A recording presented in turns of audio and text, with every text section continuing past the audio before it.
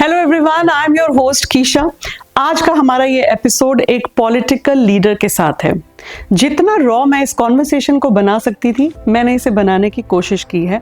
उम्मीद है ये पॉडकास्ट आपको बहुत पसंद आएगा। हम जो भी इस पॉडकास्ट में कर रहे हैं, इससे हर एज ग्रुप के लोगों को बहुत ही फायदा होने वाला है। सो आखिर तक इस पॉडकास्ट में मेरे साथ जुड़े रहिए। आज के हमारे खास गेस्ट चंडीगढ़ का एक प्रमुख राजनीतिक चेहरा है। उनका परिवार राजनीति और प्रशासन में एक लंबा इतिहास रखता है। उनके पिता छत्तीसगढ़ के गवर्नर भी रह चुके हैं। उनकी पर्सनालिटी के बारे में जितना भी कहा जाए कम है। एक फिट, हेल्दी, फन लविंग और बहुत ही हार्ड वर्किंग पर्सनालिटी है ये। चलिए स्वागत करते हैं हमारे खास guest BJP leader Sanjay Tandon ji का हमारे शो सिप विद स्टार्स में। नमस्कार सर, बहुत अच्छा लग रहा है आपके सामने बैठकर, और मुझे लग रहा है बहुत लंबे समय तक हमने इंतज़ार किया आपसे मिलने की, बट फाइनली इट हैपेंड। सो सबसे पहले तो हमारा सिप विद स्टार्स पे इनविटेशन आपने जो एक्सेप्ट किया उसके लिए दिल से बहुत बहुत धन्यवाद आपका। और सर मैं सबसे पहले तो यही कहूँगी कि आज के जो मैं पॉलिटिशियंस देखती हूँ वो जनरली देखा जाता है तो 50 के बाद ना इनएक्टिव हो जाते हैं अपने उस पड़ाव में जाने। कैसे मेंटेन करते हैं? जो जनरल ऑडियंस है अगर हम देखें तो 50 साल के बाद वो एक स्टेज पे आ जाते हैं। एक पहले एक होता था कि लोग retirement age was considered to be 60 and उसके हिसाब से लोग तैयारी करते थे। तो अब क्या है कि ऐसे लोग अपने कैरियर में वो अपने प्राइम पे 50 के लगभग पहुंचना शुरू हो गए जी। सो जब वो लोगों को लगता है कि I have done enough work, so it is time for me to, take it little easy. तो वो रिटायरमेंट एज थोड़ी वो 55 तक आई, 50 तक आई, and then those people they start making investments into the new ventures, become guide advisors rather than doing full day 18 hours job. तो वो उस काम के लिए ठीक है। Whereas in the public life, आपका एक्सपीरियंस ही आपकी सबसे बड़ी जो है ना वो चीज मानी जाती है। उस दृष्टि से आप देखोगे तो जो जितना आदमी एक्सपीरियंस्ड होएगा उतना ही वो परिपक्व होएगा, उतना ही वो ज्यादा एलिजिबल होगा, उतना ही उसके पास नॉलेज ज्यादा होगी, उसने डिफरेंट एरियाज को हैंडल किया होगा। तो पॉलिटिकल साइड में, पब्लिक साइड में, सोशल सर्विस में यू विल फाइंड दैट लोग जैसे जैसे एज आगे बढ़ती जाती है उनकी प्रोग्रेशन होती है। हेल्थ ठीक रहनी चाहिए, सबसे इम्पोर्टेंट है सर। हेल्थ ठीक रहे तो आप देखोगे कि लोग कई लोग मोरारजी देसाई 84 की उम्र में तो पीएम बने थे। जी। मोदी जी को देख लीजिए, आप इस एज में ही so active. Modi ji to is an always active person. So I have seen him from 95 onwards. जी। तो मैं तब से अगर आज आप देखें तो लगभग 30 बरस उनको देखते हो गए हैं जी। और कभी ऐसे नहीं लगा कि एनर्जी लेवल में कभी उनको आप 9 और 10 भी बिल्कुल नहीं ना वो He's always 100% charged 100% charged। तो वो तो हम सब के लिए भी एक मोटिवेशन, एक आइडल के तौर के ऊपर जी। सर आप एक बहुत ही खुश दिल इंसान है, क्योंकि मैंने जब भी आपकी इंटरनेट पे भी फोटोज और वीडियोस देखी और always happy and smiling and dealing with all your task very happily. तो पॉलिटिक्स में आने के बाद आपकी खुशी बढ़ी या कम हुई या स्टेबल रही? देखिए, मैं सोचता हूँ कि जो भी किसी एरिया के साथ खुशी को रिलेट नहीं कर सकते जी। खुशी आपको अंदर से आती है। आप खुश रहना चाहो तो जीवन में डेली बहुत कारण है। आप उदास रहना चाहो तो जीवन में डेली उतने ही कारण हैं। आप इरिटेट होना चाहो तो बहुत कारण है कि आप इरिटेट होते जाओ। आई think it's all the mindset. वो माइंडसेट की कैसे रहना चाहते हो? तो हम लोग डिसाइड करते हैं, सुबह उठते हैं तो डिसाइड करते हैं, thank you lord you have given me another day, तो I should be able to do maximum. अगर संभव हो कुछ लोगों की मदद कर सकूं तो मन को और भी सुकून मिलेगा। कुछ लोगों के चेहरे पे मुस्कुराहट ला सकूं वाओ, तो और भी अच्छा लगेगा। सो ऐसा करके जब इस सोच से आप शुरू करते हो दिन को, जी तो जैसे सुबह हम उठते हैं तो उठने से पहले धरती को हाथ लगाते हैं जी, कि before your feet touches the ground, आप धरती माथा पे टेको। हाथ लगा के माथे पे लगाओ, धरती माता का आशीर्वाद लो। देन फिर हम लोग हाथ को आगे करके कराग्रे वस्ते लक्ष्मी, कर मध्य सरस्वती, कर मूले तु गोविंदा, प्रभाते कर दर्शनम। जी सो ये हम बचपन से करते भी आ रहे ये हैं और एक ऐसे नियम है। ऐसे बोलते हैं, करते हैं। हम्म, आज तो मेरे बच्चे तो करते, आज मेरी पोतियां भी ये करने लग पड़ी क्या हैं। बात है। So so it's inculcated by you, actually I आपके feel- पेरेंट्स ने आप में दिया, आपने नहीं, अपने वो बच्चों में आपको डाला। घर के अंदर जो जो हाँ। चीज देखने को मिलती है, जी हमारी सबकी ड्यूटी है कि हम अगली जनरेशन पे उसको ट्रांसफर ट्रांसफर करें, राइट। करें। ये ना हो कि कोई अच्छी चीज हमारे पे ही फुल स्टॉप लग के खत्म हो जाए। बिल्कुल, जितनी वो आप अच्छी जैसे चीज है, संस्कार अपने बच्चों में डालते हैं वो आगे अपने बच्चों में डालते हैं, तो ये रस्में चलती रहती हैं। और I think it's good to see कि हमारे वैसे बच्चे भी भी उसको फॉलो ਜਿਹੜਾ करते हैं। ਵਗਦਾ ਦਰਿਆ ਹੁੰਦਾ ਨਾ ਜੀ, ਜੀ ਉਹ ਪਾਣੀ ਫਰੈਸ਼ ਹੁੰਦਾ ਹੈ। हाँ, ਜਿਹੜਾ ਖੜਾ ਪਾਣੀ ਹੁੰਦਾ ਹੈ, वो तो खराब ही ਉਹ होता ਖਰਾਬ ਹੋ ਜਾਂਦਾ ਹੈ। तो ਇਹ ਤੇ ਸਾਰੇ ਦੁਨੀਆ ਜਾਣਦੀ ਹੈ ਕਿ ਝੀਲ ਦਾ ਪਾਣੀ ਕੋਈ ਪੀਂਦਾ ਨਹੀਂ ਹੈ, है। ਦਰਿਆ ਦਾ ਪਾਣੀ ਸਾਰੇ ਪੀਂਦੇ ਹੈ। बिल्कुल। तो ਇਸ ਲਈ ਤੁਸੀਂ ਜੋ ਆਇਆ ਅੱਗੇ ਵਧਾਈ ਜਾਓ, ਵਧਾਈ ਜਾਓ, ਵਧਾਈ ਜਾਓ। तो सर आप बाय प्रोफेशन एक सीए भी हैं, और पॉलिटिक्स में आने का कोई खास कारण कि पॉलिटिक्स में ही जाना है, ऐसा पहले से ही निश्चित था, या कुछ ऐसी चीज हुई जिसने आपको मोटिवेट किया? देखो, एक घर के अंदर जब एक कोई डॉक्टर का घर हो, वकील का घर हो, तो उनके बच्चे जो हैं उनके पास वो अद्धे डॉक्टर अद्धे वकील ते वैसे ही घर बन च जाते हैं। वैसे ही बन जाते ट्रू, या हैं। इवन वो एजुकेशन लें या ना लें, ना वो ले, बन जाते हैं। बिल्कुल। इसी तरीके से जो पॉलिटिकल आदमी है, वो जो उनके घर के बच्चों को पॉलिटिकल, क्योंकि पॉलिटिकल दृष्टि की डिस्कशन सारा टाइम टेबल पे होती हैं, जी। घर में होती हैं, कभी अखबार आ गया, टीवी आ गया, इतनी सारी चीज़ों के अंदर वो डिस्कशन होती, तो आदमी को लगता है कि बस वही उसकी ठीक है। नॉलेज हाँ, आ गई। लेकिन मैंने नहीं सोचा था कि भी मैं पॉलिटिकल साइड में जाऊंगा। जी लेकिन पापा के जब भी इलेक्शन होते थे तो इलेक्शन की मैनेजमेंट करते थे। सो जी। लोगों की मैनेजमेंट करना सबसे टफ काम है, लोगों की मैनेजमेंट। बिल्कुल सर। लेकिन मेरे जीवन में एक चेंज आया जब मोदी जी इस क्षेत्र के इंचार्ज थे, जी नॉर्दर्न इंडिया के। तो पापा उस समय बीजेपी पंजाब के प्रेसिडेंट थे। ओके। तो मोदी जी घर में आए तो मैं ऐसे उनके लिए चाय लेके कमरे में आया, तो उन्होंने पास बिठा लिया। एंड मोदी जी की नेचर है कि वो जो भी कोई व्यक्ति मिले उसको पूरा पूछेंगे, उसके बारे में जानेंगे। तो उन्होंने मुझे पूछा, बेटा क्या करते हो? मैंने कहा मैं सीए हूँ, प्रैक्टिस करता हूँ। कहा पब्लिक लाइफ में क्या करते हो? मैंने कहा पापा का इलेक्शन होता है तो उतना काम तो कर देते मैनेजमेंट हैं देखता पार्टी हूँ। में, ओके। बाकी यहाँ कोई दूसरा इलेक्शन होता है तो तब 10 दिन छुट्टी लेके बीजेपी का काम कर देते हैं। जी तो उन्होंने कहा कि आप एक्टिव रोल नहीं कोई अदा करते। मैंने कहा नहीं, एक्टिव रोल नहीं है। तो उन्होंने कहा अगर पढ़े लिखे लोग अगर नहीं आगे बढ़ेंगे तो फिर जो है देश के अंदर जो है ना दिक्कत होगी। आप इतना पढ़े लिखे हैं तो आपको इसके लिए आगे बढ़ना चाहिए। अगले दिन मेरे को जो यहाँ के बीजेपी के प्रेसिडेंट थे उन्होंने बुला के मेरे को चंडीगढ़ की कार्यकारिणी में मेंबर बना दिया। ओके। तो that is the starting of your my political career. Political official career. Unofficially तो चल ही जब से रहा पैदा था, हुए बट आप प्रैक्टिस तो ऑलरेडी कर ही रहे थे क्योंकि फादर के नीचे थे और फादर साहब भी गवर्नर थे, तो ऑब्वियसली वो that was a great help, है ना? उनसे काफ़ी चीज़ें आप सीख भी चुके थे। नेचुरली वो तो फर्क पड़ता ही है। लेकिन उसके बाद फिर मेरे को, मैं सीए था तो मैं सीए सेल का प्रेसिडेंट बन गया। फिर उसके बाद मैं जनरल सेक्रेटरी बना। फिर उसके बाद मैं प्रेसिडेंट बना।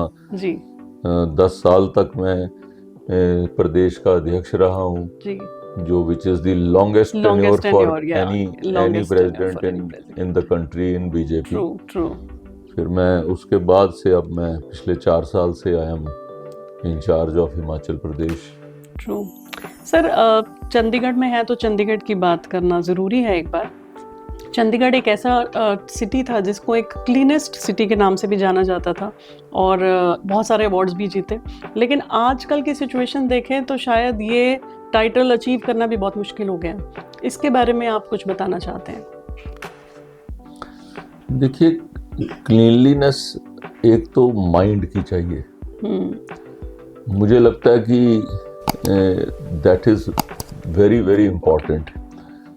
और जो माना जाता था कि चंडीगढ़ एक सिटी ब्यूटीफुल के नाम से जाना जाता था, बट 2014 में जब हमारे प्रधानमंत्री नरेंद्र मोदी जी ने ये स्वच्छ भारत का जो कैंपेन शुरू करी जी, उसके बाद क्लीनलीनेस ड्राइव को एक बहुत बड़ी पुश मिली है। बिल्कुल।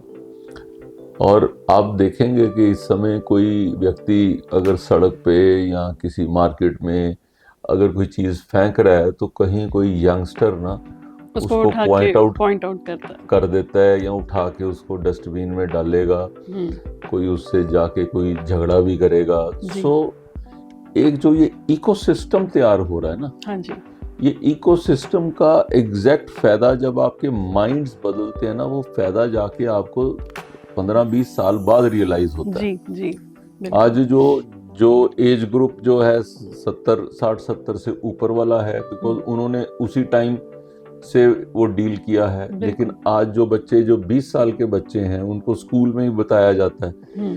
सो वो बच्चे जो है, मेरे साथ एक बड़ा अच्छा घटना हुई कि एक अपना गाड़ी में हम जा रहे थे तो हमारे जो आगे गाड़ी थी तो उसने कोई जैसे खाना खा के कोई बॉक्स होता है तो उन्होंने बाहर फेंक दिया जी चलती गाड़ी में से। अच्छा।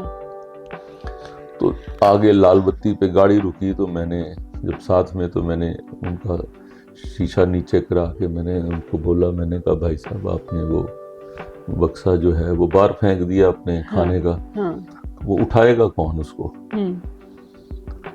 तो वो हस्बैंड वाइफ आगे बैठे हुए थे जी, और उनका कोई 10 साल का बच्चा पीछे था और वो पीछे से बोलता है, पापा मैं तानू किया सी ना सुटो, तुसी सुनदे नहीं अगे, देखो हुण अंकल तानू गुस्सा कर रहे। Oh my God, look at the awareness. So this is the generation. जब ये जनरेशन आगे आएगी ना तब होगा, तो तब आप देखेंगे कि जो है हर सिटी ब्यूटीफुल लगेगा आपको। Truly. ये माइंडसेट को बदलने की आवश्यकता है। और I think हमारे यहाँ पर घरों को सफाई बहुत रखते हैं लेकिन और बाहर गंद फेंक देते हैं। और अमेरिका में वो उल्टा माना जाता है, घरों के अंदर बहुत जो है वो अफरा तफरी होती है, पर सड़क पे आपको एक कागज भी नहीं मिलेगा, सड़क पे नहीं आपको मिलेगी, बिल्कुल clean. So I think mindset की गेम है, थोड़ा सा माइंडसेट चेंज होगा तो बहुत कुछ। Sir, any plans that you have in mind कि आगे अब चंडीगढ़ में आप कुछ करना चाहते हैं, कुछ बेहतर कर सकते हैं, या चंडीगढ़ की चुनौतियां आपको क्या लगती हैं? देखो, सबसे बड़ी एक इशू जो चंडीगढ़ में आता है वो है कि चंडीगढ़ एक केंद्र शासित प्रदेश है जी। उसकी वजह से यहाँ पे जितने ऑफिसर्स आते हैं 60% पंजाब से आते हैं, 40% हरियाणा से आते हैं, और एक यूटी कार्डर जो है वो वहाँ से भी यूटी के हर पोस्ट चिन्हित है कि ये कहाँ से आने का। चंडीगढ़ का कोई अपना कार्डर नहीं है, ऐसे ही सारी यूनियन टेरिटरीज का। ट्रू। जो सबसे बड़ी समस्या आती है कि कोई व्यक्ति जो यहाँ रहने वाला वो देखता है कि पंचकुला में ये चीज फट हो गई, मोहाली में वो फटाफट इम्प्लीमेंट हो गई, लेकिन चंडीगढ़ में पता नहीं क्यों नहीं कर रहे जी, बिकॉज़ ऑफ दैट मिक्स। तो वो मिक्स की वजह उतनी नहीं है जितनी यहाँ पे हमारे को कोई भी बाय लॉज बदलने हैं। हमारे बाय लॉज को चेंज करने के लिए, एक्ट को बदलने के लिए ना लोकसभा में जाना पड़ता है। हमारी कोई पार्लियामेंट अपनी तो है नहीं। जैसे मोहाली में कुछ करना है तो पंजाब की assembly is the all powerful, it can be done, so they can take any decision जी। हरियाणा की है तो उनकी असेंबली कर सकती है। हमारे को करने के लिए पहले यहाँ पे सारे ऑफिसर जो डिफरेंट बैकग्राउंड से आए हैं, जी। यूटी पंजाब हरियाणा काडर से आए, वो पहले एक हों, फिर उसके ऊपर जो गवर्नर साहब हैं, जो हमारे प्रशासक हैं, उनका भी माइंडसेट वो हो, फिर वो जाएगा लोकसभा में, वो वहां पर जो है बिल्कुल। वहां की क्या स्थिति है माय गॉड, उसके ऊपर डिपेंड करता है। जब वो चेंजेस सारे होंगे तो तब जाके तब आप कुछ यहाँ होगा। सो ये It's a long सबसे बड़ा process। चैलेंज यही है। कि कोई आपको पॉलिसीज में चेंज करना हो। जी जी जैसे मास्टर प्लान बन गया, मास्टर प्लान में कई लोगों को कई कई जगह दिक्कत आ रही, जी now to tweak that master plan at a local end is not possible. Ji ji ji. You have to follow the whole process. अब आप वो लोग रोजमर्रा की कोई ना कोई समस्या से ऐसे वो परेशान होते हैं कि मेरे को लगता है कि ये सबसे बड़ा चैलेंज है। जैसे कोई लाल डोरे की समस्या आती है, यहाँ पे जो घरों के जो छोटे घरों की मालिकाना हक की आती है, लीज होल्ड से फ्री होल्ड की आती है, जो ये कमर्शियल वाले को है उनको इंडस्ट्रियल टू कमर्शियल जो चेंज ओवर, सो जहाँ जहाँ पॉलिसी वाले मैटर्स आते हैं, ऑपरेटिव चीजें फटाफट हो जाती हैं, पॉलिसी मैटर्स वाले चंडीगढ़ में वो जरा थोड़ा लंबी साइड पे चले जाते हैं। सर हम देख रहे हैं कि चंडीगढ़ में इस टाइम पे मेट्रो पे भी काफ़ी काम हो रहा है, रेलवे पे काफ़ी इम्प्रूवमेंट्स हो रही हैं, उसके बारे में हमें ज़रूर कुछ बताइए, क्या प्रोग्रेशन है? देखिए, जो जहाँ पे मेट्रो है जी, रेलवेज है, रेलवे का जो हमारा यहाँ पे जो प्रोजेक्ट नया आया जी, लगभग कोई 600 करोड़ के करीब इन्वेस्टमेंट चंडीगढ़ में आई। अगर आपने देखा होगा जी, चंडीगढ़ रेलवे स्टेशन ही नहीं बन रहा, उसकी पंचकुला साइड भी इक्वली गुड उधर से भी बन रही है, चंडीगढ़ का भी साथ में। वहाँ पे लोगों के बैठने की जगह होगी, वहाँ पे रेस्टोरेंट होगा, वहाँ होटल होगा। कोई आदमी 4 घंटे के लिए अगर वहाँ पे जो है चेंज ओवर के लिए कोई ट्रेन बदलनी है, वहाँ उसके लिए रूम्स भी भी बन रहे हैं। फिर वहाँ पे जैसे आप एयरपोर्ट पे देखते हैं लाउंज होते हैं, तो वो 70 मीटर लंबी जो है 40 मीटर चौड़ी वो लाउंज है जिसके नीचे से ट्रेन्स जा रही होंगी। तो वो एक इतना सुंदर प्रोजेक्ट जो है, मेरे को लगता है कि वो मार्च में इसको चालू कर दिया जाएगा।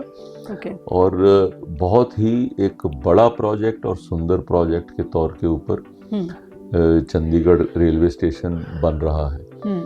दूसरी तरफ है कि चंडीगढ़ क्योंकि जितनी आबादी के लिए बना था जी, ये 5 लाख की आबादी के लिए शहर बना था जी, 25 सेक्टरों तक ये बनाया गया था।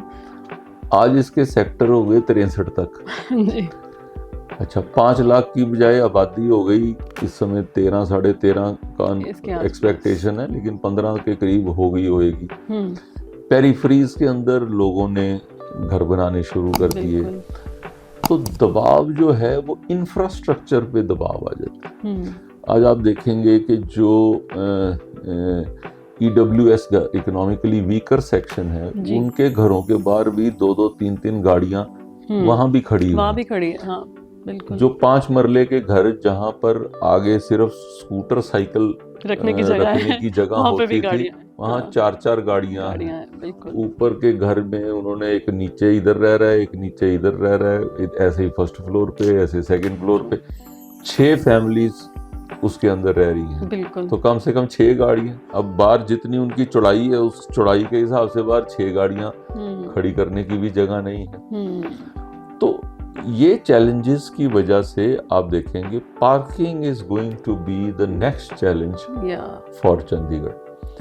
हम जब भी लोगों को कन्विंस करते हैं कि आप पब्लिक ट्रांसपोर्टेशन को यूज करें जी, पब्लिक ट्रांसपोर्टेशन को बेहतर बनाने के तरीके निकाले जाते हैं, भी वो डीजल गाड़ियों से हमने उसको ईवी जो है इलेक्ट्रॉनिक अपना इलेक्ट्रिक व्हीकल की तरफ उसके ऊपर शिफ्ट किया, ई बसेस आ गई। बट नेवरदलेस उतनी ही वो चलेंगे तो रोड पे ही ना, रोड पे ही चलेंगे। तो अब उसकी वजह से रोड कंजेशन जो आजकल बहुत ज्यादा हो जो गया है सर। चंडीगढ़ में आज से 20 साल पहले देखें सड़कें खाली सड़कें होती खाली थी थी, बिल्कुल और उतनी गाड़ियां नहीं होती थी। आज उसका रिवर्स हो गया है, बिल्कुल। अब यहाँ पे जैम लगने शुरू हो गए। अब आप जाएंगे स्पेशली सवेरे 8:30 से लेके 10 बजे तक और शाम को 4:30 से लेके 6 बजे तक पूरा जैम। आपको जो मेजर जो जंक्शंस है ना, वहां से आपको गाड़ी निकालना एक लाइट के अंदर भी एक चैलेंज हो जाता है। हाँ, दिल्ली जैसे कंपेयर करने लग गए हम हाँ, लोग, वैसा तीसरी ट्रैफिक हो गया। बार बारी आती है सेम रेड लाइट के सिंगल ऊपर, रोड के ऊपर भी। तो इसके लिए अब उसके अंदर कोई स्काई बस बने या उसका मेट्रो बने, बट उनकी वायबिलिटी नहीं बन पा रही। जी जी जी। फिर लोगों का माइंड सेट भी पब्लिक ट्रांसपोर्ट की तरफ नहीं है। आपके माइंड में क्या होगा, मैं जिथे उतरा गड्डी जाए, बस बस दरवाजा खोलना तो सामने में जाना है, बिल्कुल। ये माइंड सेट की हमारी जनरेशन है जी। अब जो यंगर जनरेशन आएगी ना, अब आप देखिए कि आप जाएंगे देश से बाहर जाते हैं, आप कितने पार्किंग का है, 1 घंटे की पार्किंग के पैसे देते हैं जी। आपकी मीटिंग में 50 मिनट हो जाते हैं, तो अगर लगता है भी मीटिंग हो रही, आप वापस जाते हैं उसमें पैसे डाल के उसको एक्सटेंड करते हैं। ये सारे यूरोप में, अमेरिका में ऐसा करते हैं। जी जी। यहाँ पे किसी को बोलो पार्किंग के इतने पैसे, तो पहले तो उसके ऊपर लोग परेशान हो जाते हैं कि भी इतने पैसे क्यों ले रहे हो। बिल्कुल। So people feel I have a right to park. अब जब तक गाड़ियां लिमिटेड थी तब तक राइट टू पार्क भी चल गया। अब क्या है कि कॉरपोरेशन के पास इनकम नहीं है, वो आपको सर्विसेज कहाँ से देगी जी। उसने स्ट्रीट लाइट्स देखनी है, बिजली जो है उसको देनी है, पानी आपके घरों तक देना है, उसने आपकी सड़कें मेंटेन करनी है, आपके नेबरहुड पार्क्स मेंटेन करने हैं। सो उसने जब वो सारी चीजें करनी है तो दे आल्सो नीड फंड्स। अच्छा, यहाँ पे बिजली का rate is the lowest in the country जी। यहाँ पे पानी का रेट इज द लोएस्ट। यहाँ पे प्रॉपर्टी टैक्सेस, हम तो मोहाली पंचकुला से कंपेयर करते हैं ना, तो वो लोएस्ट है बिल्कुल। सो अब एडवांटेजेस उस तरीके से चंडीगढ़ के बहुत हैं जी, लेकिन उसके साथ ही साथ ये चैलेंजेस जो हैं इनके ऊपर भी हमें काम करना पड़ेगा। तो ये तो सर सबको मिलके करना पड़ेगा, because every step counts, every step is being counted. जो है ना वो कारपोरेशन में इस समय हमारी विरोधी पार्टी के मेयर हैं, तो वो एक दिन मेरे को मिले थे, तो मैंने उनको यही कहा था, मैंने कहा बेटा देखो पॉलिटिक्स जरूर करो जी, आप पॉलिटिक्स में आए हो तो वो करोगे, लेकिन जिथे शहर दे फायदे है ना सारे इकट्ठे होके उसका फैसला लो। देश के अंदर भी आप देखिए कि जैसे 1 नेशन 1 इलेक्शन, हर व्यक्ति समझता है कि ये बहुत अच्छी चीज होगी कि आप एक बार इलेक्शन, आज देखो ना हर 3 महीने बाद एक जगह इलेक्शन आ जाते हैं, हाँ। तो वहां का सारी प्रोग्रेस रुक जाती है। तो हम लोग जब इसकी बात करते हैं तो जो विरोधी लोग हैं बस वो विरोध के लिए विरोध करते हैं। बिल्कुल। अभी अमेरिका में देखा होगा आपने, इलेक्शन हुआ जी, एक काउंसिल से लेके प्रेसिडेंट ऑफ अमेरिका तक सेम डे लोगों ने वोट डाल दी। हमारे यहाँ पे अब देखिए जो है आपकी जो गांव में है सरपंची के इलेक्शन अलग से होते हैं, उसके बाद वही बंदा पंचायत समिति के इलेक्शन में वोट डालता है, हाँ। उसी के बाद वो जिला परिषद के चुनाव में वोट डालता है, अगर वहाँ पे नगर पंचायत या नगर पालिका है तो वो उसके लिए वोट, फिर उसके बाद असेंबली में डालेगा, फिर उसके बाद लोकसभा में डालेगा। तो लगभग 5 लेवल ऑफ वोटिंग चलती है, वो साथ के साथ चलती है। तो इससे सब कुछ डिस्टर्ब होता है। तो वो जैसे ही वो आता है तो एक तरह से वो मॉडल कोड ऑफ कंडक्ट लग जाता है, काम रुक जाते हैं, महीना काम रुक जाते हैं, उससे पहले महीना पहले पॉलिटिक्स शुरू हो जाएगी, उसके 1 महीना बाद तक चलती रहेगी। तो मेरे को लगता है कि ये इतनी अच्छी चीज है मैं सबको कहूंगा कि सारी पार्टीज को इसके अंदर इकट्ठे होकर जो देश की भलाई के फैसले हैं जी, उसमें पॉलिटिक्स नहीं करनी चाहिए। बिल्कुल, इससे देखो ना, अल्टीमेट तो सबका नुकसान ही है। जब इतना कुछ रुक जाएगा तो डेवलपमेंट तो ऑटोमेटिकली रुकेगी सर। आप देखिए, जैसे मैं पार्लियामेंट में जब आप देखते होंगे वहां पे चल रहा है, हम भी ऑपोजिशन में रह चुके हैं जी। जब कोई विषय आता था तो विषय के साथ हम अलाइन होते हैं या नहीं होते, नहीं होते तो हमें उसके अंदर टाइम मिलता है, हम टाइम में अपना विषय रखते हैं जी। यहाँ पे तो उसको पार्लियामेंट को चलाना ही एक चैलेंज वो हो गया। फिर रोज वो शुरू कर दें, प्रधानमंत्री जी बोल रहे होते हैं, वहां कंटिन्यूस जो है वो उनके खिलाफ वहां वो नारे लग रहे होते हैं। जब वो दूसरे बोल रहे होते हैं तो हमारे लोग तो नहीं नारे लगाते, वो तो पूरी बात सुनते हैं। So everyone has a right to express. Right to express is not only limited to the opposition parties, it is to the ruling party also. Exactly. So they should also have this patience to listen. Sir, हम लोग देखते हैं TV पे, generally media में, कि parliament के अंदर इतना डिबेट सेशंस और वो सब इतनी स्ट्रांगली चल रहा होता है, तो क्या यही चीजें बाहर असलियत है या अंदर कुछ और है और बाहर कुछ और है? देखो, आप देखेंगे कि ये जो कांग्रेस के लोगों की ना एक मानसिकता ये बनी कि जैसे हम लोग ना बॉर्न टू रूल है, तो जहां पे कोई दूसरा आता है जी, उनका टॉलरेंस लेवल ही नहीं है कि उसको टॉलरेट कर सके। आपने देखा होगा जब मोदी जी वो बने तो ये चाय बेचने वाला ये कहां से एक्सेप्ट ही नहीं हुआ, ये प्रधानमंत्री बन सकते हैं, ये चाय सर्व करे, ऐसा बोलते थे। He has proved in the world that he is one of the tallest leader today in the world. Yes, कोई वर्ल्ड की भी कोई पॉलिसी बननी होती है तो वो भी लोग कहते हैं यार जरा मोदी जी का व्यू ले लो। बिल्कुल श्योर। आपके देश की, आप देखिए जितने भी आप बाहर के कंट्रीज में आप अगर कनेक्ट होते होंगे जी, आप किसी को पूछ के देखिए कि आज हमारे देश की पोजीशन जो है वो किस लेवल पे आगे बढ़ी है जी। मैं तो कई जगह जाके देखता हूँ, कई लोगों से इंटरेक्ट करता हूँ, बाहर के लोग तो वो ऐसा कह रहे हैं कि यार काश हमारे देश में भी कोई ऐसा लीडर हो। अब यहाँ पर क्या है कि वो कांग्रेस पार्टी को लगता है कि भाई हमारे से जैसा बढ़िया तो कोई है ही नहीं है। आज लोगों ने देख लिया, कंटिन्यूस तीसरी बार मोदी जी को प्रधानमंत्री बनाया, तो जो देश के भले के जो डिसीजन हो रहे हैं भाई उसमें तो आप मदद करिए ना। बिल्कुल बिल्कुल।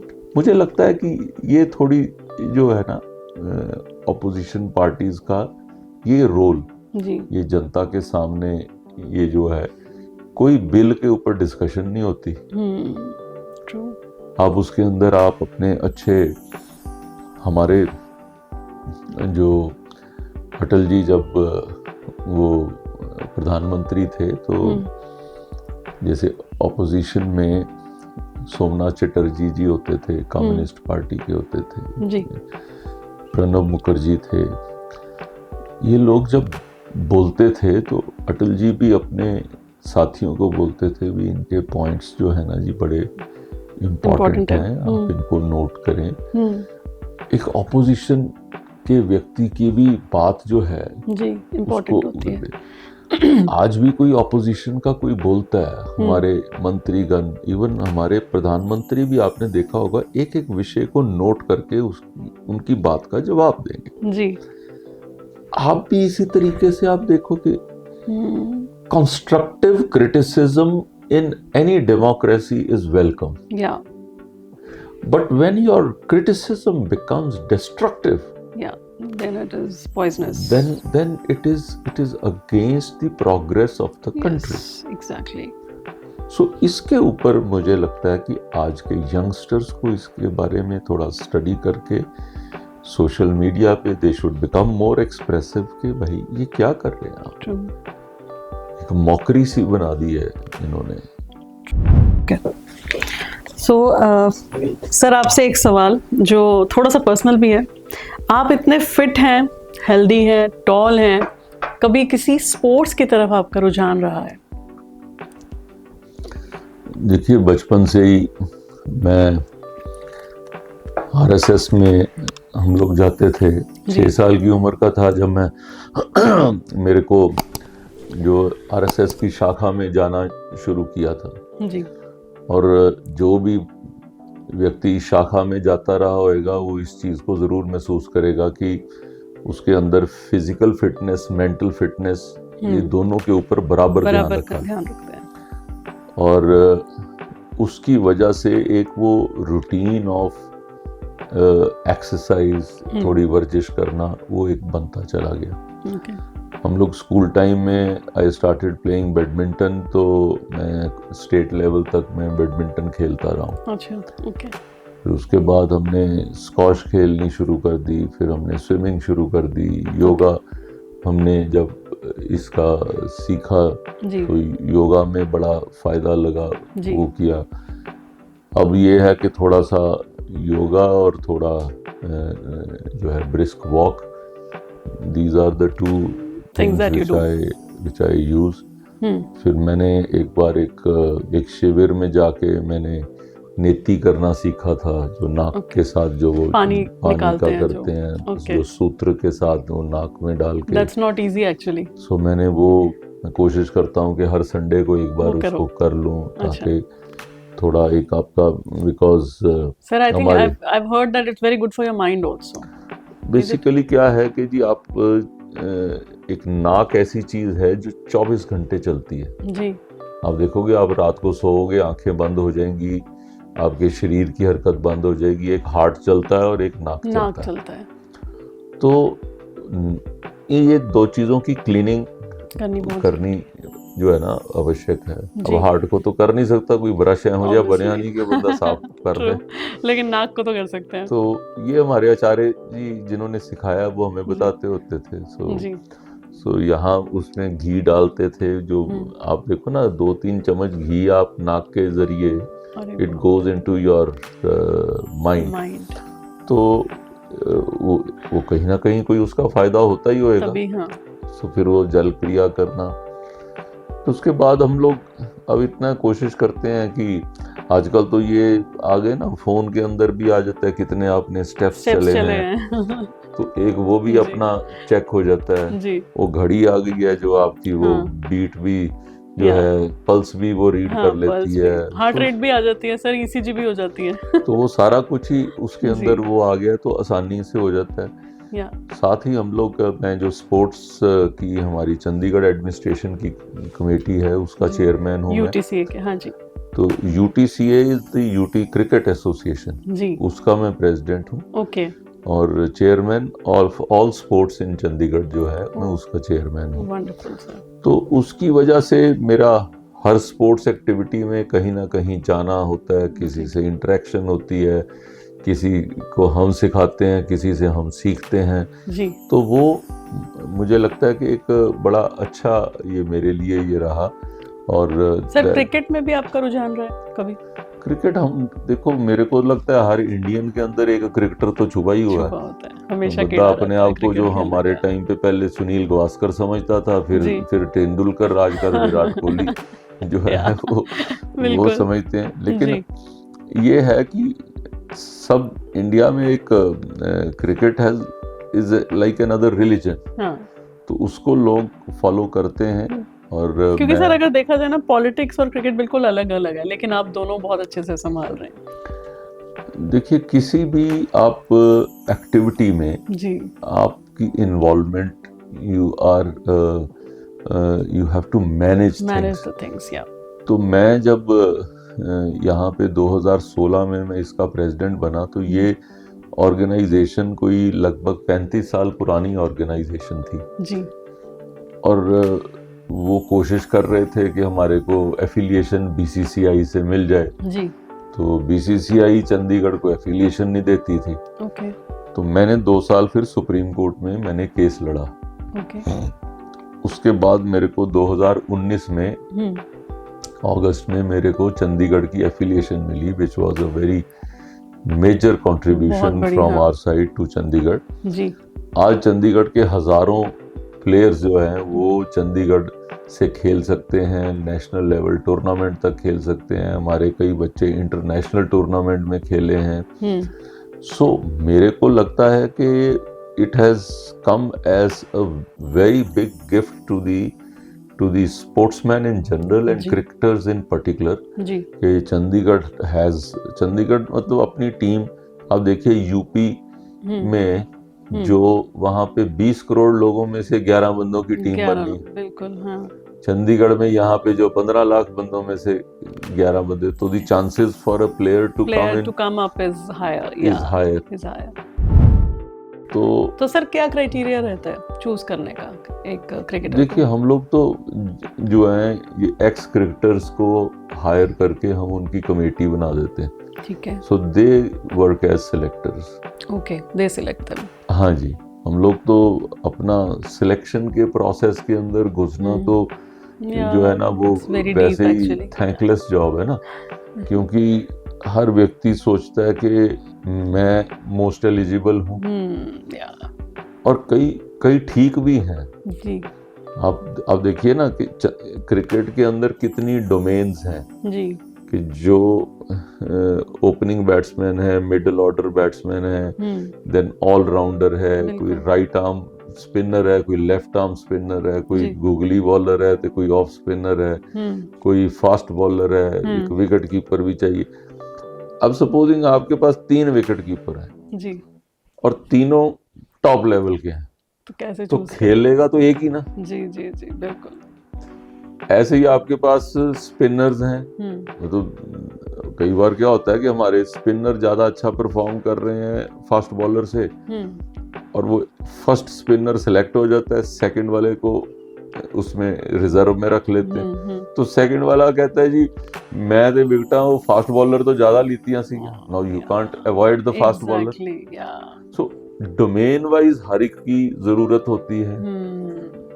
तो इसलिए जो हर व्यक्ति सोचता है कि भाई आई एम मोस्ट एलिजिबल।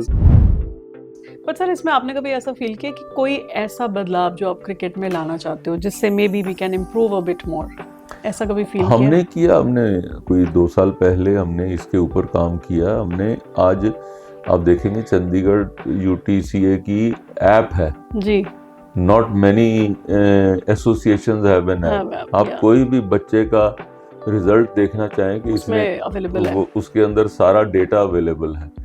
फिर जो 3 साल पहले का डाटा था मैंने इसके अंदर वो भी पंच करा के वो भी डलवा दिया।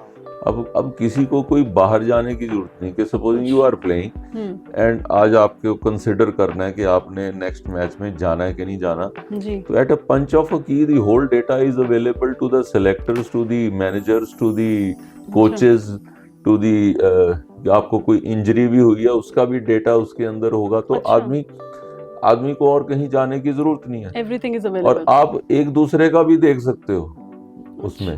Okay, so it's open to all. It is open to all. Wow. Anybody can log in that app and you can see that अभी जो मैच चल रहा है वो मैच भी आपको अपडेशन उसके अंदर एक ओवर में आपको अपडेशन भी दिखती होगी। Nice. So हमने कोशिश किया कि ट्रांसपेरेंसी जितनी ज्यादा से ज्यादा होए लोगों को वो पता लगे। अब वो कई बार क्या होता है मेरे पास कंपैरिजन किसी बंदे का आता है कि वो कहता है जी वो 70 रन बनाने वाला सिलेक्ट हो गया, वो 55 रन वाला रह गया।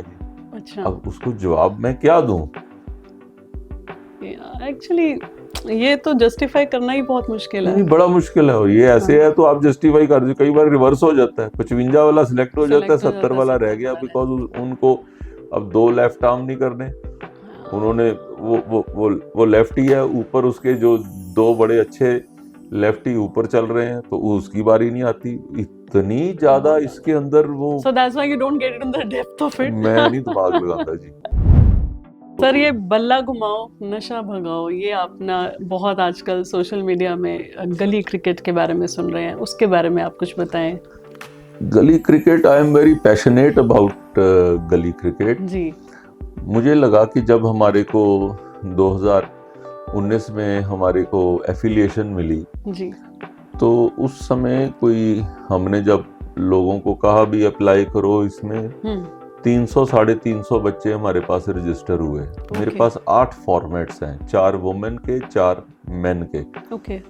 अब 8 फॉर्मेट्स के अंदर 15 तरह के मैचेस होते हैं। ओके। जैसे अब टेस्ट मैच होता है कि ना, वनडे हो गया, T20 हो गया, तो किसी हर एक रेंज के अंदर किसी में 1 होता है, किसी में 2 होते हैं, किसी में 3 होते हैं जी। तो आप इमेजिन करें 15 तरह के मैचेस होने हैं, 8 तरह की मेरी टीम्स हैं। मेरे पास यहाँ पे अगर 300 बच्चे रजिस्टर करते हैं तो मैं क्या बनाऊंगा और किस में से सिलेक्ट करूंगा? तो जो थोड़ा सा भी अच्छा होएगा उसको लगेगा मेरी बारी तो आई। मैंने रियलाइज किया कि इसमें हम कैसे कर सकते हैं कि जो लोग ज्यादा से ज्यादा जब तक अप्लाई नहीं करेंगे तब तक I can not have variety. तो मैंने ये गली क्रिकेट के नाम से एक ये प्रोजेक्ट शुरू किया। मैंने चंडीगढ़ पुलिस के साथ बात करी जी। जितने पुलिस के थाने हैं जी, उनको बोला कि आप वहाँ पे जो गलियों में, मोहल्ले में, नेबरहुड पार्क में, सड़क पे बच्चे खेल रहे हैं, आप उनकी 12-12 की टीम बनाओ। अच्छा। और उनको आप स्टेडियम में लाओ, हम उनको 10 ओवर मैच खिलाएंगे। ओके। और ये हमने जो पिछले साल ट्राई किया तो हमने सोचा 50 की टीमें आ जाएंगी। यू विल बी सरप्राइज्ड, हमारे पास जो 204 टीमें आ गई। My God, see the passion for cricket, huh? 204 team. Okay. And हमें लगा कि इसको मैनेज कैसे करें। हमने सारे बच्चों को हमने ओथ दिलाई मैच शुरू होने से पहले भी, ये नशा भगाना है, हमने ड्रग्स के अंदर नहीं जाना। हमने उनको सारों को पूरे कपड़े दिए, जूते दिए, किट दी कि भाई खेलोगे तो आगे बढ़ोगे जी, अगर खेलोगे नहीं तो कुछ नहीं बनना आपका। सो हमने वो बच्चों के माइंड के अंदर वर्क किया। अगले साल जब ये चीज हुई तो ये जो 204 टीमें थी ये हमारी 308 हो गई। मतलब इट रेज्ड सो मच, मतलब आप देखो कि मतलब कि 100 से ज्यादा टीमें बढ़ गई। हाँ। और 3600 प्लेयर हमारे पास खेले, 10 ग्राउंड्स के अंदर मैचेस हुए अलग अलग तरह के। हमने यहाँ पे फिर कभी हमने साथ में Punjab MLA versus Haryana MLA का मैच रखाया, बड़ा पॉपुलर होया बिकॉज ऑफ पॉलिटिक्स से क्रिकेट दोनों इकट्ठे हो गए। फिर हमने जजेस वर्सेस एडवोकेट्स का मैच किया, वो भी बड़ा इंटरेस्टिंग हुआ क्योंकि और ज्यादा इंकरेजमेंट भी हो गया। ऐसे फिर Punjab DGP 11 versus Haryana DGP 11, सारे आईपीएस अफसर खिलाते सी। क्या बात है। फिर ਅਸੀਂ एक दिन कस्टम्स के ऑफिसर्स वर्सेस चार्टर्ड अकाउंटेंट्स ਅਸੀਂ ਉਹ खिलाते। एक दिन PGI doctor versus university professors ਅਸੀਂ ਉਹ खिलाते। इस तरह करके ਅਸੀਂ कोई 12 के एग्जीबिशन मैचेस कीते जी। अब उसका सारे का रिजल्ट ये हुआ कि आज जब मैं बच्चों को बोलता हूँ कि आप अप्लाई करो रजिस्ट्रेशन के लिए, जो मेरे पास 300-350 मुश्किल से होते थे जी, इस साल मेरे पास 2800 बच्चे रजिस्टर हुए। My God, from Chandigarh itself. हाँ जी। सो ये गली क्रिकेट जो है, जो गलियों में, मोहल्लों में, घरों में जो बच्चे खेल रहे हैं, उनको जब हम स्टेडियम में लाते हैं आंखें खुल जाती हैं। अब पीसीए जैसे स्टेडियम में जब हमने आर्टिस्ट का मैच करवाया, हमने इनके साथ प्रेस के, उनके साथ आर्टिस्ट वर्सेस प्रेस के, मीडिया के लोगों का। अब वो जब वहां पर वो खेल रहे हैं बच्चे, यंग बच्चे खेल, 48 तो लड़कियों की टीम में आई मेरे पास इसमें, जो 308 में से। क्या बात है। सो आप हैरान होंगे जब वो बच्चे स्टेडियम में आकर खेलते हैं और वो लाइट्स के अंदर खेलते हैं। They've never seen all that. तो नहीं, they would have seen in the TV. Yeah, मतलब उन्होंने एक्सपीरियंस तो नहीं किया। इंटरनेशनल मैचेस देखे हैं, लेकिन जब वो देखते खुद बल्ला पकड़ के वहां खेल रहे हैं, उनके लिए तो it was a dream come true. तो अब वो उनको लगता है कि मैं इसमें और आगे बढ़ूं जी, मैं इसमें और मेहनत करूं। सो हमने बच्चों को जब किट दी है, उनको विकेट्स, बैट, बॉल दिए। एंड जो गली क्रिकेट में से एक बच्चा हमारा निकल के वो बीसीसीआई का टूर्नामेंट खेला है। वो रियली? हाँ, मतलब वो गली में से आया हुआ बच्चा। देखो सर, हिडन टैलेंट है ना ये। कहाँ पे 100 किलोमीटर की स्पीड से तो बॉल फेंकता था वो। अब वो कहीं किसी स्कूल में नहीं जाता था, कहीं किसी में कहीं खेला नहीं, नेचुरल टैलेंट। वो नेचुरली वो वहाँ पे कहीं बैठा हो गया, हमने उसको ट्रेनिंग देनी शुरू करी, वो बच्चा वो आगे बढ़ गया।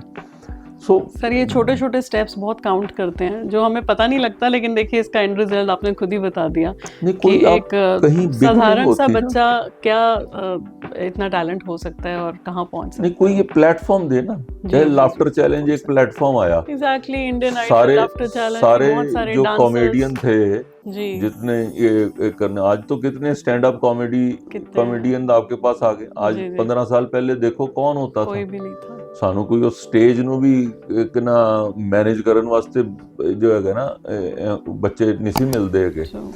और आज तुसी देखो कि ये कपिल शर्मा शो जो आता है जी, कितना इम्पोर्टेंट वो बन गया, करोड़ों रुपए की कमाई भी हो रही है, और वो सारे ये टैलेंट कहीं छुपा हुआ था ना। सर टैलेंट तो मुझे लगता है बहुत सालों से चलता आ रहा है, लेकिन प्लेटफॉर्म्स कभी मिले ही नहीं थे। तो thanks to social media also, ये सारे गामा आया, ये इंडियन आइडल आया, देखो कैसे इसके अंदर ये लाफ्टर चैलेंज आया, जी, जी, जी। ये ऐसे कवियों के जो है वो आए, कोई संगीतकारों के आए, बहुत। तो जितने ऐसे प्लेटफॉर्म लोगों को मिलेंगे तो उतना ही टैलेंट ऊपर आएगा, लोगों को भी देखने का मौका मिलता है। सर एक सवाल मेरा है, जब आप देखते हैं इलेक्शन में कोई एक लीडर इलेक्ट किया जाता है, तो नो मैटर उसका बैकग्राउंड क्या है, जैसे आपका ही केस लेते हैं, आप एक सीए हैं लेकिन आपसे एक्सपेक्ट किया जाता है, अब आप लीडर बन गए हो तो आपको सब कुछ करना है, आपको रोड कंस्ट्रक्शन पे भी ध्यान देना है, आपको ट्रांसपोर्टेशन पे भी ध्यान देना है, and it was never your कभी फोटे ही नहीं था आपका। तो ऐसी सिचुएशन में एक लीडर ये चीज़ें कैसे हैंडल करता है जिसके बारे में जीरो नॉलेज है?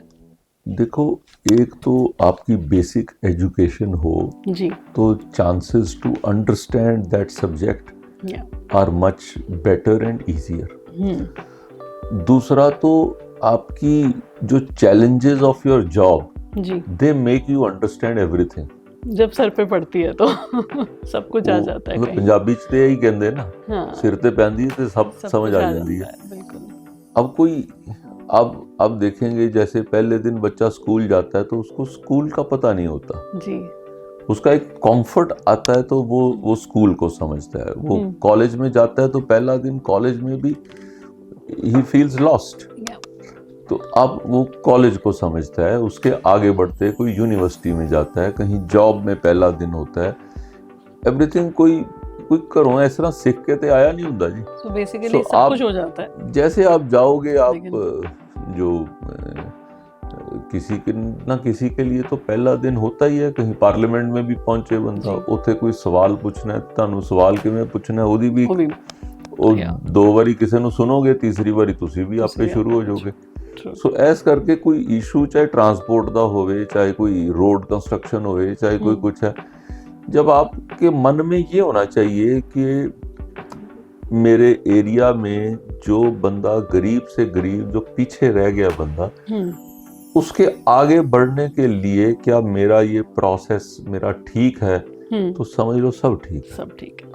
क्योंकि अगर वो जो अंतिम पंक्ति में बैठा हुआ व्यक्ति, जब आप उसको माइंड में रख के काम कर लो, होता क्या है कि लोग जो है ना ऊपर बैठे हुए लोगों का सोचते हैं जी, वो बेचारा आज देखिए ना, आज बिल्डिंग्स बनी जी, जो मॉडल बिल्डिंग के जो ये इसके आए हैं जी, उसके अंदर जो दिव्यांग है उनके लिए भी एंट्री वो होनी चाहिए, उतनी देर पास नहीं होता जी जी जी। आज 10 साल पहले कहाँ होता था, ये सब था ही नहीं। रैंप बने हुए ना, आप देखो किसी भी आप मॉल में चले जाओ, किसी भी आप हॉल में चले जाओ, किसी ऐसी नई जगह उधर वो रैंप बने हुए, तो आप so that's a mandate, वो तो करना ही है। तो वो इम्प्रोवाइज होती जाती हैं चीजें।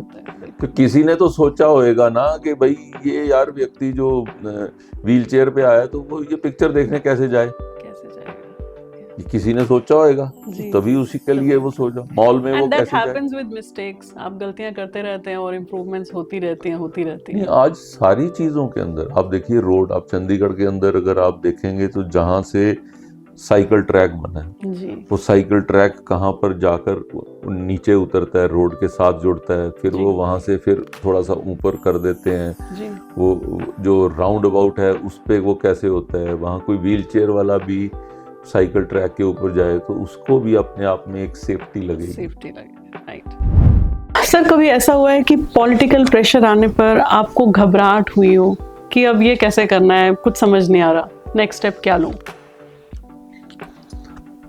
देखो, जब आपने हर तरह की चीजें हैंडल करी हो जी, तो सबसे डिफिकल्ट जो काम होता है वो होता है mob management.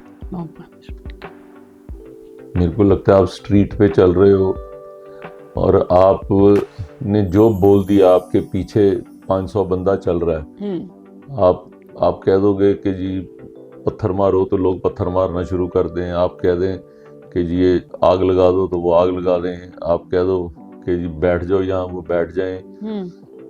So as a responsible leader the challenges are कि आप जो मॉब के माइंड को समझ सकें जी, और उसको पॉजिटिविटी में कैसे ले जाना है। I think this is the biggest challenge for any public man. True. तो कई बार ऐसा होता है सर, कोई सिचुएशन आती है जहाँ पे आपको किसी काम को मना करना एक चैलेंज लगता है, या आपको लगता है कि अब ये आपके स्कोप के अंदर आता ही नहीं, आप कर ही नहीं सकते हो, बट पॉलिटिकल एक्सपेक्टेशंस कुछ और होती हैं, मना करने का तरीका कुछ और होता है, उस सिचुएशन को आप कैसे हैंडल करते हैं? एक बड़ी पुरानी सेइंग है जी, it says if a politician says yes it means perhaps. If he says perhaps, it means no. It means no. Okay. And if he says no, he is not a politician. Good part. I really like that. Appreciate sir. सारी बात कह दी आपने इसके अंदर। तो आपके सवाल का जवाब इसी में छुपा हुआ है। बहुत ही सही बात है सर। हमने बहुत सारी ऐसी चीजें देखी हैं लाइफ में कि वाकई एक पॉलिटिशियन के लिए कितना मुश्किल होता है ना करना, और स्पेशली अगर आपका कोई क्लोज वन आपके पास अप्रोच कर रहा है और वो चाहता है कि आपका काम हो जाए, लेकिन वो आपके स्कोप के अंडर नहीं आता, तो उसे तो ये लगेगा आप करना नहीं चाहते हो। नहीं, वो ਘਰਦਿਆਂ ਦੇ ਨਾਲ ਹੀ ਹੁੰਦਾ ਜੀ। ਉਹ ਘਰਦੇ ਕਹਿੰਦੇ ਜੀ ਬਾਹਰ ਦੇ ਦਾ ਫੋਨ ਆਂਦਾ, ਤੁਸੀਂ ਬੜਾ ਸਵੀਟਲੀ ਗੱਲ ਕਰ ਰਹੇ ਹੁੰਦੇ ਹੋ, ਹੈ ਜਿਸਲੇ ਤੁਸੀਂ ਫੋਨ ਰੱਖਿਆ ਤੇ ਉਹ ਕਿਹਾ ਜੀ ਅੱਛਾ ਕਿਹੜੀ ਰੋਟੀ ਖਾਣੀ ਹੈ, ਉਹ ਤੁਸੀਂ ਖਿੱਚ ਕੇ ਗੱਲ ਕਰ ਲੈਂਦੇ ਉਸ ਵੇਲੇ, ਤਾਂ ਦੈਨ ਫਿਰ ਉਹ ਘਰਦੇ ਕਹਿੰਦੇ ਆ ਕਿ ਵੀ ये खून की फर्क पड़ गया। सो आप भी तो कहीं पर पेंट अप फीलिंग्स होती हैं। So your household, the people working around you, and there are different pressures. तो वो होता क्या है कि वो जाकर निकलते अपने करीबी लोगों पे, बिल्कुल जहाँ पे आपकी चल सकती है। नहीं चल सकती नहीं, आप एक कंफर्ट जोन में होते हो। चल सकती शब्द वाला वो नहीं, I would not like to hurt my people around me, but at the same time you know आप एक comfort zone में आते हो कि यार अच्छा यार ये कप क्यों नहीं रखा, तो आप किसको बोलोगे? अपने घर के ही बंदे को बोलोगे यार तेरे को पता है यार मेरे को मुझे जाना है, खाना क्यों नहीं रेडी किया एंड ऑल दैट। वो चीज, वो ऐसी चीज में कभी वो आ जाता है, बट मोटे तौर पे उस पे भी कंट्रोल होना चाहिए। सर आप मेडिटेट करते हैं? देखो उसके बिना आदमी सरवाइव नहीं कर सकता। आप जब तक अपने अंदर झांकना ना शुरू करो जी, मुझे लगता है कि इतनी स्ट्रेसफुल लाइफ के अंदर, देखिए मैं एक चार्टर्ड अकाउंटेंट हूँ, मेरी सीए फर्म है। मैं साथ में मेरी स्टॉक ब्रोकरेज कंपनी है where we look after NSC, BSC, CDSL, NSDL, हम उसके सारे मेंबर्स हैं। तो वो देखते हैं। मैं कॉल सेंटर चलाता था, अब मेरा कॉल सेंटर मैं डिसइन्वेस्ट कर चुका हूँ, but there were around 5000 people working in that company. We were insurance brokerage, we were commodity brokerage. So ऐसा करके हम लोग वो काम देखते हैं जी। Besides that, I have 2 foundations जिसके थ्रू मैं जो चैरिटेबल मेरे इतने प्रोजेक्ट्स हैं जो मैं वो लुक आफ्टर करता हूँ। एक ये क्रिकेट का, जैसे मैंने बताया, एक क्रिकेट का देखते हैं जी। एक स्पोर्ट्स एक्टिविटी का मैं उसका मेंबर हूँ, मैं वो देखता हूँ जी। रेड क्रॉस यहाँ की सोसाइटी है, मैं उसका फाइनेंस कमेटी का मेंबर हूँ, सो उसका थोड़ा बहुत काम देखता हूँ। पॉलिटिकल साइड पे मेरे को चंडीगढ़ का भी काम देखना है, साथ साथ मेरे को हिमाचल का भी देखना है, सो वो वाले काम देखते हैं। अब आपका दिन शुरू कब होता है और दिन खत्म कब होता है वो पता ही नहीं लगता। Meetings and all. तो जब तक आप अपने माइंड पे और अपने शरीर पे आप जीत हासिल ना करो तो आपके लिए बाकी सारी चीजें पॉसिबल ही नहीं है। ट्रू। तो meditation plays a big role. मैंने और मेरी वाइफ ने हमने 7 किताबें लिखी। जी। They are about small short stories, okay. 1 page 1.5 page जी। वो शॉर्ट स्टोरीज हैं। तो हमने उसकी सनरेज सीरीज के sunrays for Sunday, sunrays for Monday ऐसे करके, तो वो हमारी 7 किताबें हैं जी। हर एक में 52 स्टोरीज हैं। लगभग इस समय 40-50 हज़ार किताबें जो हैं वो बिक चुकी हैं। और एक हमारा जब ये आया कोविड आया तो हमने कोविड के समय में हमने उसके वीडियोस बनाने शुरू किए क्योंकि लोग बड़े परेशान हो रहे थे। तो हमने लोगों के घर में वो मोटिवेशनल एक स्टोरी सुनते हैं तो लोग थोड़ा सा जो जैसे 40 दिन लॉकडाउन के थे तो तब हम रोज सुनाते थे। अच्छा। लॉकडाउन खत्म हुआ तो फिर हमने वंस अ वीक स्टोरी हमने सुनानी शुरू करी। आज तक भी वो चीज़ चल रही है। सो उसके साथ ही साथ हमने कोविड केयर सेंटर जो था, जिस समय ऑक्सीजन की कमी हुई थी, तो सरकार ने कहा कि अब कौन से लोग हैं जो ऐसे लोगों की केयर करने के लिए आगे आएंगे। अब हम कोई डॉक्टर तो है नहीं, लेकिन वो ये था कि चलो लाइफ में कोई किसी की मदद कर सकें जी। सो हमने एक जगह लेके हमने वहाँ 50 bedded free Covid care centre चलाया। जितने भी पेशेंट्स जो वहाँ से 2 दिन तक तो उनको जो हॉस्पिटल केयर करते थे जिस वक्त उनको था आइसोलेशन में रखना है, बट तो वो वहाँ पे तो हम उनको उधर लेकर आते थे, एम्बुलेंस वहाँ छोड़ जाती थी, हम उनको योगा कराते थे, हम उनको ऑक्सीजन भी देते थे, हम खाना दवाइयाँ सब कुछ फ्री। हमने कोई लगभग 3-4 महीने वो उसको चलाया। कोई 350 के करीब हमारे पास पेशेंट्स उसमें रहे जी। आज हम 50 जो कोई 80 के करीब विडोज़ का राशन स्कीम जो है वो हर मंथली उनको राशन देना पिछले 5 साल से वो चल रहा है। 300 बच्चे हम लोग उनको जो है स्पोर्ट्स किट जो है वो स्पॉन्सर करते हैं। सो ये सारे आप जो काम करोगे तो आपका ये दिन कैसे जाता है पता नहीं लगता। सो अनलेस और अनटिल मेंटली एंड फिजिकली जो आपकी first line of the interview थी, जब तक आप वो चीज को नहीं रखोगे, I don't think so you can deliver anything. True. I think fit रहना और हेल्दी और अपने आप को मेडिटेट करते रहना। जो फिट है जी वही हिट है। वही हिट है। सर, स्वामी जी का आगमन कैसे हुआ आपकी जिंदगी में? देखिए, ये तो मेरी शादी के साथ हो गया। अच्छा। बिकॉज मेरे जो फादर इन लॉ हैं justice Punshi, he was chief justice of India जी। और वो मेरे को पहली बार लेकर गए वहाँ पे और मेरा जाना हुआ। मैं स्टेट बैंक ऑफ हैदराबाद के मैं बोर्ड पे था जी। तो वहाँ पे उन्होंने जो एक ब्रांच बाबा के मंदिर में खुलवानी थी, तो वो ब्रांच के लिए मैं वहाँ पे 3-4 बार गया बाबा से मिलने का।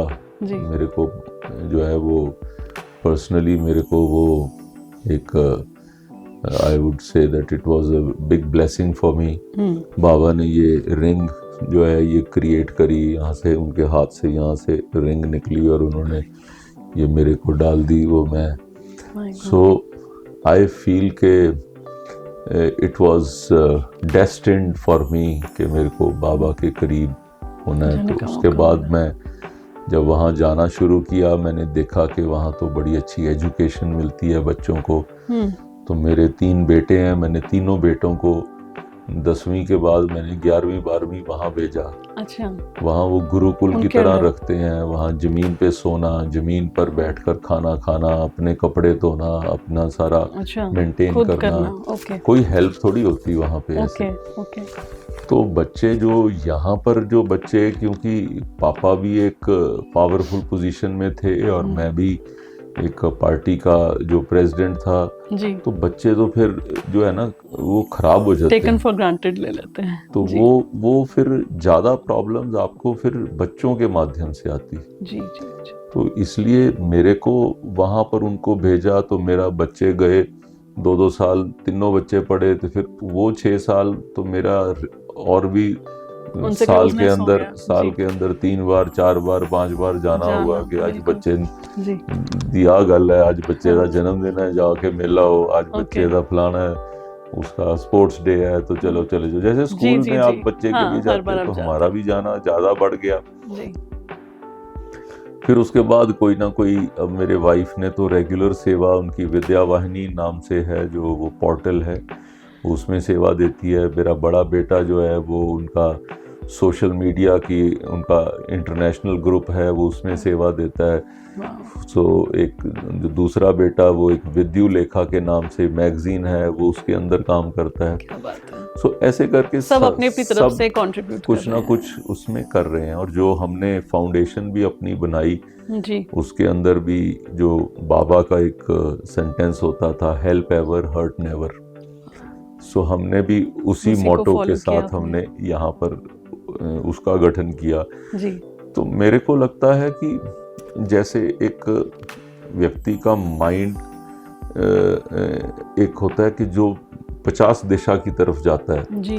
तो उसको जब एकाग्र करना है, उसको कंसंट्रेट करना है, तो आपको एक गुरु की एक आवश्यकता होती है कि जी। आपके माइंड को वो चैनलाइज कर सके। या सो वो जो नीड है वो मेरे को लगता है कि स्वामी जी से पूरी। वो बाबा के माध्यम से पूरी हुई। क्या बात है। तो आज आपका पूरा परिवार उनके साथ जुड़ा हो। हाँ जी, हम लोग तो अब जैसे बच्चे तो हम ये जो न्यू ईयर है 31 दिसंबर को, जी। तो बच्चे वहाँ जाकर मनाते हैं, अरे वाह। क्या क्योंकि बात 1 जनवरी को उनका सारे स्टूडेंट्स का एलुमनाई डे होता है। है। अच्छा, तो सब तो एक उनके साथ सारे वर्ल्ड से सारे स्टूडेंट्स आते हैं, तो बच्चों के लिए तो होता है, it is like meeting it's a meeting so और मेनी दूसरा पीपल। उन्होंने रखा भी 31 दिसंबर को, तो ये शराबा पी के नਵੇਂ हाँ, साल च नहीं नਵੇਂ एंटर साल च करना, उत्थे भजन करते हुए क्या रब दा बात नाम है। लेके। आई थिंक इट्स मिराकुलस है। तो वाकई। अब हम सब लोग ऐतकी बच्चे मैनू भी लेके जा रहे। 31 को आप वहीं होंगे। हाँ जी, क्या हम लोग बात है sir. All so of us. हम ये कह सकते हैं कि आपके बिगेस्ट स्ट्रेंथ और आपके आइडल। नो, आई थिंक जो my mind has the stabilising factor जी। in the minds of a person like me, जी। who I was a very naughty boy, hmm. I was very talkative, जी। I was very you know, जैसे colleges में हम लोग होते हैं, abuses को यूज करते हैं जी। या कुछ। जब मैं बाबा के संरक्षण में आया, जी। आज मतलब 30 साल से, तो आई हैव नॉट अब्यूज्ड। मैं जो है वेजिटेरियन भी पूरा हो गया, और आई वुड से कि हमारे घर में हर संडे को हमारे बाबा का भजन भी होता है। क्या बात है। सब बच्चे भी गाते हैं, मेरे जो ग्रैंड चिल्ड्रन भी गाते हैं, मैं भी गाता So हूँ। I think so you are already So every- inculcating so good things to the अब family, ये है है ना, कि बच्चे सबके कुछ ना अंदर कुछ जो है बाबा ने कृपा करी हुई है आपके ऊपर। हमारी जो चाबियां टाइट की। नहीं नहीं, बहुत अच्छा है सर। कोई ना कोई कहते हैं ना, जिंदगी में एक गुरु होता है ना, तो आप एक अच्छे राह पर चल देते हैं, लेकिन कोई रास्ता दिखाने वाला तो हमेशा चाहिए रहता है। ये तो बिल्कुल। आप किसी भी रूप में देख लीजिए, कोई किसी गॉड को मानता है, कोई किसी को, बट एक इंसान, एक गुरु जरूर चाहिए जो आपको जिंदगी में अलाइन कर सके। देखो, वो बहुत important है। आपके अंदर इच्छा होनी चाहिए, गुरु सीखने आपको पकड़ लेता है। हाँ, वो तो है। बस आप खुद भी तो जागरूक होने चाहिए ना अंदर से, कि आप कुछ करना चाहते हो या तो नहीं। जब तक आप अपने आप को वो 0 लेवल पे नहीं लाते, जी। तब तक वो कर नहीं हो पाते। एक आदमी ऐसे ही गया ना उनके पास, तो उन्होंने कहा कि भाई जो है जी, मेरे को दीक्षा दे दीजिए। जी। तो गुरु ने कहा कि अच्छा चलो, आप ऐसा करें, जो कल सुबह आना, जी। एक जो अपना वो लेके आना साथ में, कोई लौटा या कोई कुछ, तो मैं तो उन्होंने वो लेके आए। तो अगले दिन जब वो आए, तो गुरु ने जैसे ये कप पड़ा, तो उसके अंदर चाय पोर करनी शुरू करी। अच्छा।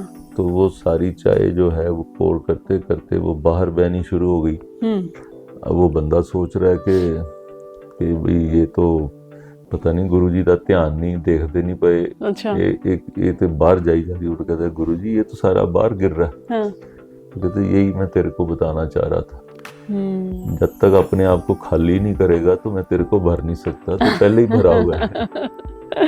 such a deep thing, no? We have to understand that. तो ये चीज जब आप गुरु के पास जाओ तो पहले आप अपने आप को जी जो है वो खाली लेवल पे, जीरो लेवल पे ले आओ, तो वो उसको आपको तो ये चीजें आपके अंदर आने लग जाती हैं ऑटोमेटिकली। एजिंग से कुछ नहीं है ये, आई डिसएग्री विद यू। हम लोग छोटे जब थे तो हमारे घर में एक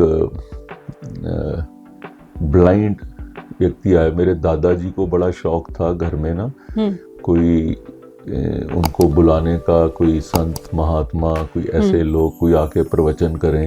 अच्छा। तो वो एक लड़का आया जो 7 साल की उम्र होएगी या 6 साल की या 7 अच्छा। साल की, और उसको Ramayana, and he was blind, अच्छा। उसको रामायण एक एक चौपाई, उसको आप कहीं से भी आप बोलो तो वो आगे बोल देता वो था। 7 साल का बच्चा। हाँ जी, एंड ही वाज ब्लाइंड, और वो क्या प्रवचन करता था। तो जब उनको पूछा गया तो उन्होंने कहा कि भाई वो कोई पहुंचे हुए पिछले जन्म में वो कोई संत महात्मा रहे थे, तो कहते कहीं मेरे से कोई भूल हो गई थी, तो ये मेरी 8 साल की जिंदगी है जो मैं जीने के लिए आया हूँ। एंड ही सेड कि मैं अगले साल मैं चले जाऊंगा। एंड सो 7 साल की उम्र में he could speak anything on Ramayana. तो ये अंदर से आपके होता है। हम लोग कई बच्चों को देखते हैं कि वो छोटा सा बच्चा है लेकिन उसके अंदर भाव अंदर से वो आते हैं। इकोसिस्टम उसको वैसा उजागर कर सकता है जी, या जी, उसको कितना सबड्यू कर सकता है। लेकिन आपको जो बेसिक चीज है ना, अगर आपकी जो बेसिक मन वो उस चीज के प्रति नहीं है पॉजिटिव, तो आपको एक्सपीरियंस और एजिंग से वो भी नहीं होना। ਤੁਹਾਨੂੰ 80 ਸਾਲ ਦੀ ਵੀ ਉਮਰ 'ਚ ਤੁਹਾਨੂੰ ਪੀਜ਼ਾ ਹੀ ਯਾਦ ਆਏਗਾ, ਤੁਹਾਨੂੰ ਰੱਬ ਨਹੀਂ ਯਾਦ ਆਏਗਾ, ਕਿਉਂਕਿ ਤੁਹਾਡਾ ਖਾਣ ਪੀਣ 'ਚ ਰੁਝਾਨ ਹੈ। ਜੇ ਤੁਹਾਡਾ ਬੱਚਿਆਂ 'ਚ ਰੁਝਾਨ ਹੈ ਤੇ ਬੱਚੇ ਯਾਦ ਆਣਗੇ, ਤੁਹਾਡਾ ਪੈਸਿਆਂ 'ਚ ਰੁਝਾਨ है तो प्रॉपर्टी याद आएगी। जब तक तुसी अपने माइंड को वो वैसा कंडीशन करना ना सोचें, आई डोंट थिंक सो कि आपको कोई उसका एडवांटेज होगा। देखिए सबसे इम्पोर्टेंट मेरे को लगता है कि जो एक पर्सनल टाइम है ना जी, आज की बिजी दुनिया के अंदर जी हमने अपने आप से बात करना छोड़ दिया।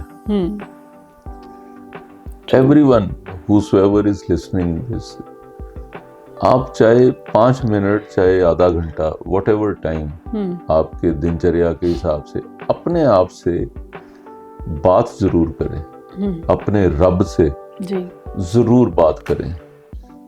मैं जैसे सवेरे सैर को निकलता हूँ जी, तो मेरी कोशिश होती है मैं अकेला ही सैर करता हूँ, और कभी कभी मैं कोई प्रवचन कोई फोन पे लगा लेता हूँ, वो कान में लगा के वो सुनता हूँ, और I don't look at otherwise कोई और किसी चीज को या सुनना। मेरी एफर्ट होती है कि अपने आप से कनेक्ट करूं जी, कल का दिन कैसा बीता, उसको क्या गलतियां करी मैंने जी, क्या मैं आज के दिन में सुधार कर सकता हूँ। जी भगवान से आप कनेक्ट करके आप कह सकते हो कि भाई मेरे से ये भूल हुई है। मन, कर्म और वचन, जी, ये 3 तरह से भूल हो सकती है। मन है कि हम मन में सोच लेते हैं, दूसरे का बुरा सोच लेते हैं, ये किसी को तो मालूम नहीं, मुझे मालूम है या मेरे रब को मालूम है कि मैं बुरा सोच रहा हूँ। हाँ, कर्म है कि मैंने कोई एक्शन किया जी, तो वो एक्शन किसी के खिलाफ किया या फेवर में किया, सेवा में किया या अगेंस्ट किया जी। तो तीसरा है वचन जी, शब्दों के बाण भी तो बहुत घायल कर देते बहुत हैं। घायल करते हैं। तो आप अपना एनालाइज कर सकें, आप अपने भगवान के साथ, बिकॉज उनके साथ तो यू आर नेकेड ना जी, कि वो आपकी एक एक भाव को समझता है। बिल्कुल। तो आपको हर व्यक्ति को, मेरे को लगता है कि टाइम अपने रब के साथ जुड़ने का एज पर योर शेड्यूल आप 5 मिनट से लेके आधे घंटे तक व्हाटएवर टाइम सूट्स यू जरूर निकाला करें। सर कोई मैसेज जो आप देना चाहते हैं हमारे व्यूअर्स को? देखो, आज हम जिस पोजीशन पे पहुंचते हैं, आज आप मेरे से बात करने के लिए आए हैं, योर सिप विद स्टार्स आपका प्रोग्राम है जी। आपने पता नहीं मुझे स्टार की भांति क्यों चूज किया, मैं नहीं जानता, वो भी बताऊंगी सर आपको। लेकिन ये है कि मेरी इतनी कमाई हो जाए, मेरे को ये पावर मिल जाए, ये पोजेशंस मिल जाएं, ये प्रॉपर्टी बन जाए, और आप जहां पर भी पहुंचे हैं, ये समाज ने, ये इकोसिस्टम ने आपको यहाँ पहुंचाने में बहुत मदद करी हो जी। आप एक टाइम ऐसा आता है कि उसके बाद you should start giving back to the society.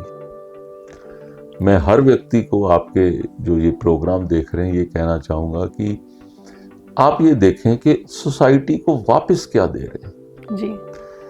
उसके लिए आप हमेशा, चाहे जो टाइम दे सकता है टाइम दे, जो पैसा दे सकता है पैसा दे, जो कोई इंफ्रास्ट्रक्चर दे सकता है। अब देखें, बड़े बड़े लोग कोई मंदिर बनवाते थे, कोई हॉस्पिटल बनवाते थे, कोई स्कूल बनवाते थे, कोई सड़क बनवाते थे, पुराने आप कुछ भी ऐसे नाम उठा के देखें। Why not everyone? Why do you feel के वो जी राजा महाराजा सी जी ताओ कर सके? हम लोग ने जिस दिन मैंने अपनी सीए के तौर पे प्रैक्टिस शुरू करी, तो मेरे पापा ने मेरे को कहा, बेटा परसेंटेज तुम डिसाइड करो, whatever percentage of your income you must take it out for the good cause.